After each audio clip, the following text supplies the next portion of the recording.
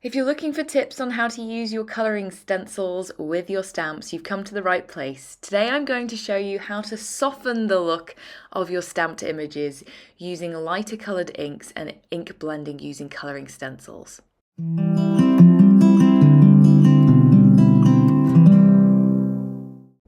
Hi everyone and welcome back to another stylish card making techniques video. Today I'm going to be featuring this stamp set. It's called Fairy Tale Florals.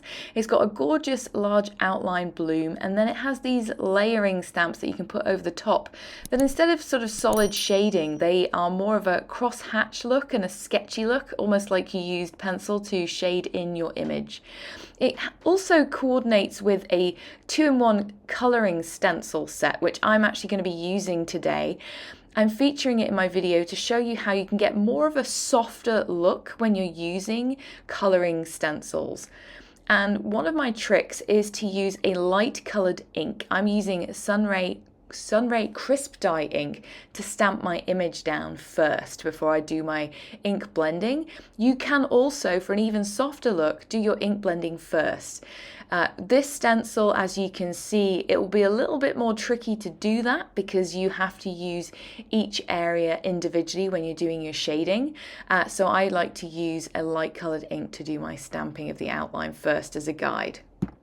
I've lined up my stencil on my first floral and I'm using these mini blending brushes and Pastel Sunray Crisp Dye Ink, which is a really gorgeous light corally colour, and I'm just lightly brushing in, this is real time, from the outside edge inwards towards the centre of the flower. So I'm going to be leaving a lot of white space, which rather than just doing ink blending over the entire piece. And whilst it may not look like much when you've got your stencil down, when you lift up that stencil, you'll see this really pretty kind of shaded look that you can get. So first off, I'm using my lightest colour from the outside edge inwards, flicking it in. You can see I did a little tiny bit of blending, but not much, so it was a little darker on those edges. And then I'm coming in with a slightly darker colour. This is from the Martian Terrain set of inks, and I'm using Canyon Clay. I've inked up my blender brush and I'm just coming in the centre, sort of a circular motion, and then very gently blending it out. I don't want to get rid of that white space area, but I do want to kind of darken in that centre. And you'll see when I lift up the stencil, the effect that that gives you. It's really soft, much softer than you'd normally get when you use a black outline or a darker outline with ink blending all over the shape. I'm going to repeat that for all three of the florals using the same colours. So I'm going to speed it up a little bit because I've shown you in real time for one of those flowers. I'm just going to repeat that process again.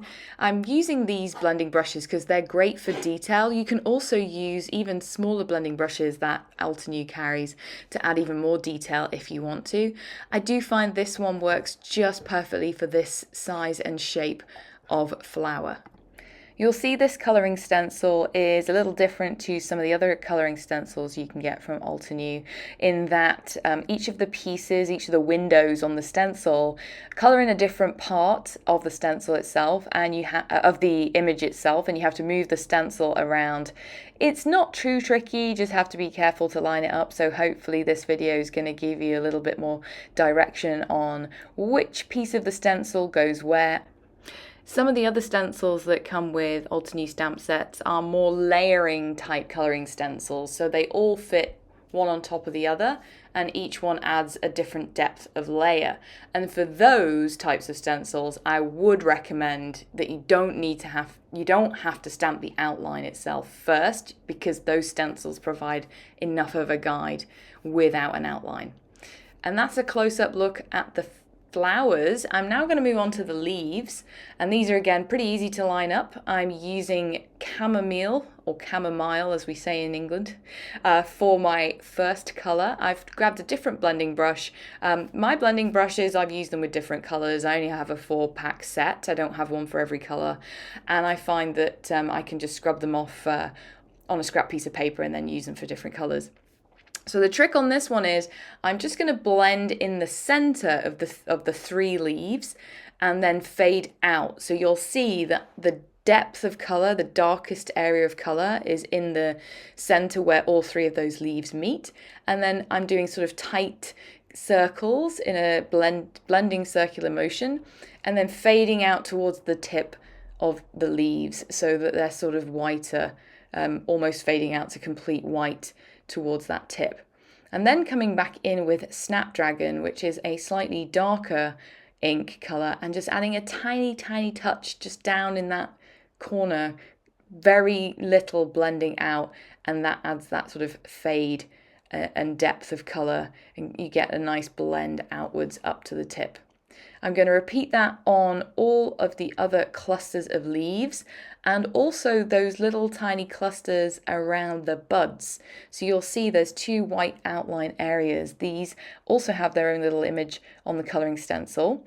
And there's a solid sort of area in the leafy part of the bud. I'm using that to place my blending tool, and then very gently blending it out, almost barely at all. And that just gives me that nice faded out look on what is a really small area of a leaf, and then adding in that canyon clay colour around the edges of the bud. Now, I left my stamp in my MISTI because I didn't know how clear that pale outline was going to be, particularly in some of the more detailed areas. So I'm going to come back in and add a little bit more in the centers. I'm using Snapdragon, which was darker than that original ink that we used, and just stamp that a couple of times into the centers to really bring out those flower centers. I'm also going to use the layering images. I wasn't sure if I was going to initially and really just keep it to my colouring. However, I decided I love that crosshatch look, and I really hope that Altenew brings out more stamps that have the crosshatch shading. But I'm going to use those. I'm going to stamp them in the same colour that I used to do the lightest part of my ink blending. And you might think, well, that's not going to show up at all. But actually, because the outline images or these details on these images are going to concentrate that ink far more than light ink blending, it will show up really well. And it will still be soft enough that you don't get any harsh lines. So it works really well. If you think it's not showing up enough, use that second colour that you used for that depth of shading, the chamomile. For the flowers in the cross hatching there, I'm going to come in with the canyon clay, which is that slightly darker colour, and that just helps add that depth and contrast without being too bold and without being too dark, and that way I can keep all of my image really soft and pretty. I'm going to show you me adding each of these in individually. These are not too tricky to line up. The trick is to look for some of the outlines of the petals that are actually in that cross hatching. You might not see it at first, but as you rotate those stamps to line up, you'll see it. And also the stamp set itself has some handy keys on it, so that when you choose a stamp that lines up with one of the petals, you can see the actual outline image is labelled, for example, E0, and then you'll find E1, and you'll know that that area of cross-hatching lines up with that area of outline on the petal. The little buds have also got some detail cross-hatching, and I added that in as well, using the same colour of ink. And that finishes pretty much my stamping portion of this video. I'm going to die cut out the image with the coordinating die. And by the way, I'm using Nina Solar White 80-pound cardstock to do my stamping. And I'm going to use my satin masking tape from Altenew to adhere my die and then die cut it out, run it through my die cutting machine. And here's a close-up look. I wanted to get back a little bit more of that detail in those flower centers. They're super detailed, but I wanted to keep it soft.